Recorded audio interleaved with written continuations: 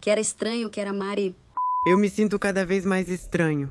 Não é minha culpa que você não goste de garotas. Eu não gosto de mulheres. Desde a quarta temporada, muitos começaram a suspeitar sobre as preferências de Will, mas na verdade, todos nós estávamos muito cegos, porque isso já vinha desde a primeira temporada. Era claro que ele não gostava de meninas. O surpreendente era que Jonathan e Joyce já sabiam antes de todos. Então eu me propus a assistir toda a série Stranger Things. Para descobrir as pistas sobre os gostos de Will antes dele contar, prepare-se porque este vídeo vai ser bom. A primeira dica sobre as preferências de Will aparece já no episódio inicial da primeira temporada. Ah, sim, já avisaram aqui e ninguém percebeu. Desde que Will sumiu, Joyce procura Hopper para denunciar o desaparecimento. E é a descrição que ela faz do Will que nos dá a primeira pista, porque ela diz que o Will é diferente. Ele não é como você, Hopper, nem como eu ou a maioria. Ela não diz isso como um insulto, ela diz como alguém que realmente o conhece. Ela diz que ele é um garoto sensível, diferente dos outros, alvo de zoações e apelidos. Ela afirma que ele não gosta de hóquei, não é durão, agressivo ou como os outros meninos, e nem como o pai queria. O mais impactante e revelador de toda essa cena é que Joyce menciona que o pai de Will o chamava com insultos homofóbicos por ele se mostrar mais frágil. Zombam dele e de suas roupas. O que tem de errado com as roupas dele? Lone falava que ele era estranho, que era Mari. O que é?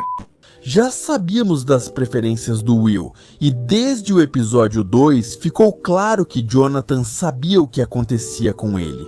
Numa lembrança, ele pergunta ao Will se gostava mesmo de beisebol ou das atividades que o pai tentava impor. Will respondeu que não se interessava por isso.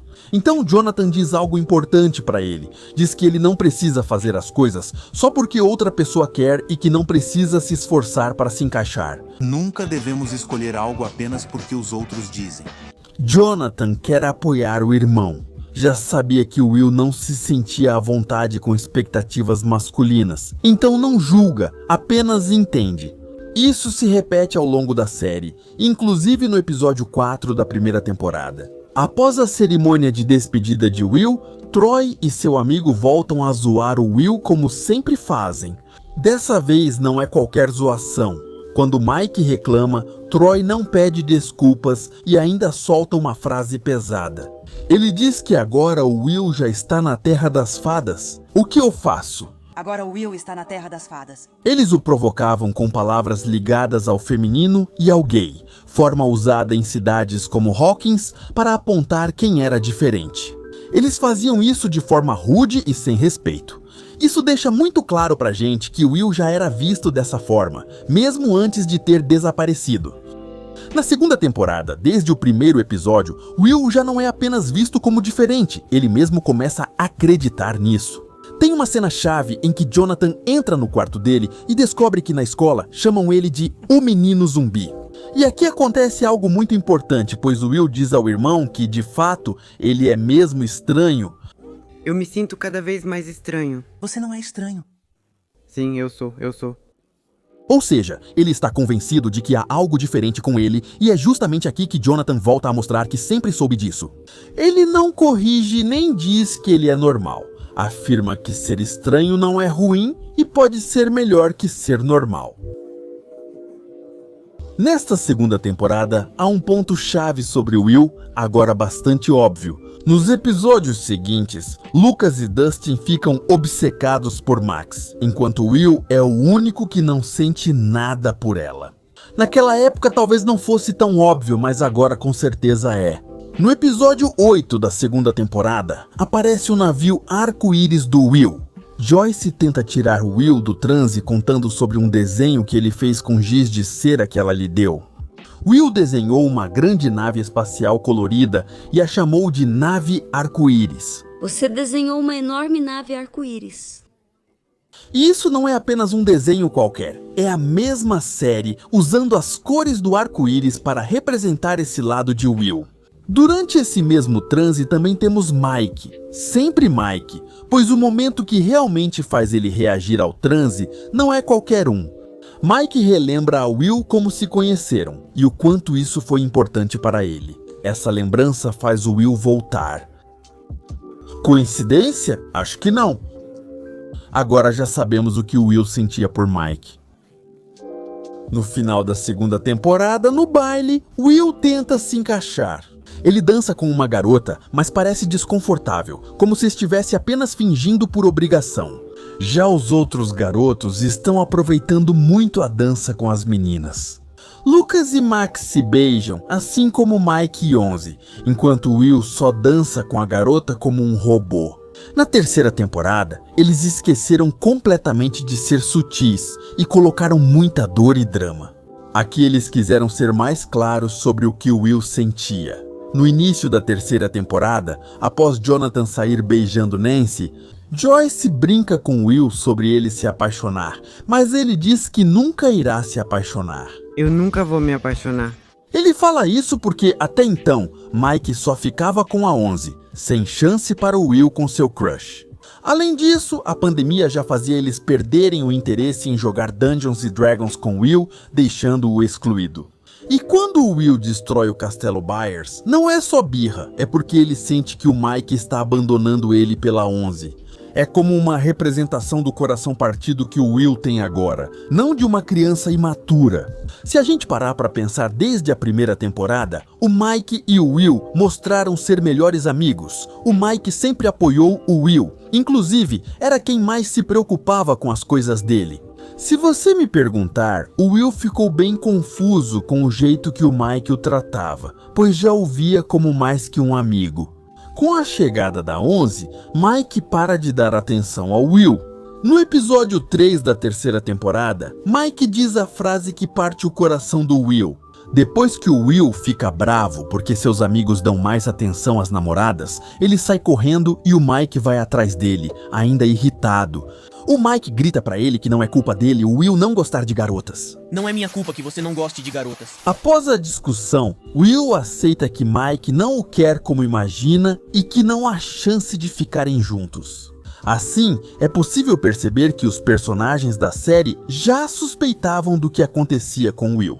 Por algum motivo eles não queriam aceitar.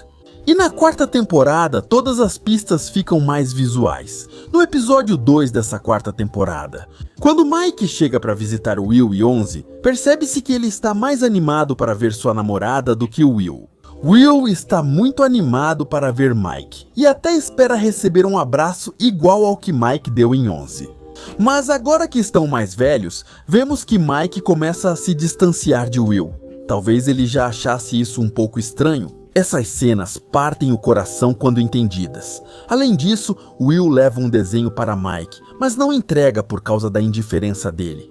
Mas mesmo assim ele olhava para ele quando ninguém estava vendo. Ele ficava olhando de cima a baixo, e isso você só faz com alguém de quem realmente gosta. Hoje percebo que foi um detalhe sutil, notado por poucos na época. Coitado do Will, até o Dr. Smith dá um abraço. Mas depois vem provas mais dolorosas. Quando Jonathan nos leva à pista de patinação, percebemos que Mike só presta atenção na Onze. Jonathan percebe isso e tenta animar o Will, mas ele só o observa com tristeza e resignação de longe.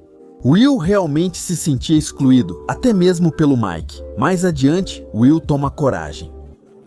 Em uma discussão com Mike, Will reclama que ele escreve mais para a Onze do que para ele e que só tem sido um peso morto entre eles. E quanto a nós?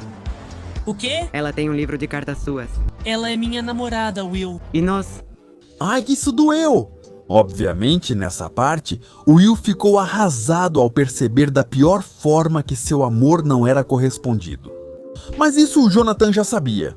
Ele já sabia que o Will estava apaixonado por Mike, pois através dessas cenas nos mostraram que ele entendia completamente toda essa dinâmica. Tentou animar o Will, afastá-lo do Mike e da Onze para não o machucarem, e o olhava sutilmente como irmão preocupado. No episódio 5 desta temporada, surge a conversa sobre o medo de falar a verdade. Will comenta a Mike que falar a verdade nem sempre é fácil. Já que você não sabe como os outros vão reagir, ou se eles vão gostar ou não. Dizer o que você realmente sente. O que acontece se você não ouvir. Com essa frase, Will está começando a pensar que seria melhor dizer o que realmente sente, mas não sabe como, sem perder aqueles que lhe importam. No 8º episódio da 4ª temporada, Will consegue mostrar seus sentimentos a Mike, mas de forma indireta. Bem quando eles estão dentro da van e Will decide entregar seu desenho para Mike, ele fala sobre 11, mas ele chora, porque o que está contando é o que realmente sente. Ela sempre vai precisar de você. Nestes meses, ficou bem perdida sem você. Quando você é diferente, sente que é um erro, mas com você ela nunca se sente como um erro. No desenho, Mike aparece com um escudo em forma de coração e nessa hora, Will percebe que Mike nunca o amaria. Durante toda essa conversa, Jonathan percebeu que seu irmão realmente estava sofrendo por causa de Mike. Por isso, no episódio final, quando Mike e 11 comem pizza na pizzaria, Will observa de longe, triste, e Jonathan o apoia, dizendo que, independentemente do que aconteça, nunca o deixará e sempre estará ao seu lado, pois sempre soube sobre Will. Na 5ª temporada, Will fica mais próximo de Robin.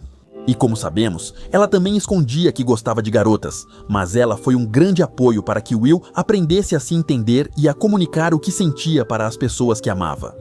Cada conversa com Robin era um espelho.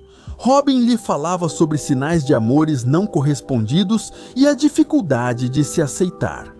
Will ouve com muita atenção e é no episódio 7 que Will cria coragem e reúne todos para contar o que realmente sente.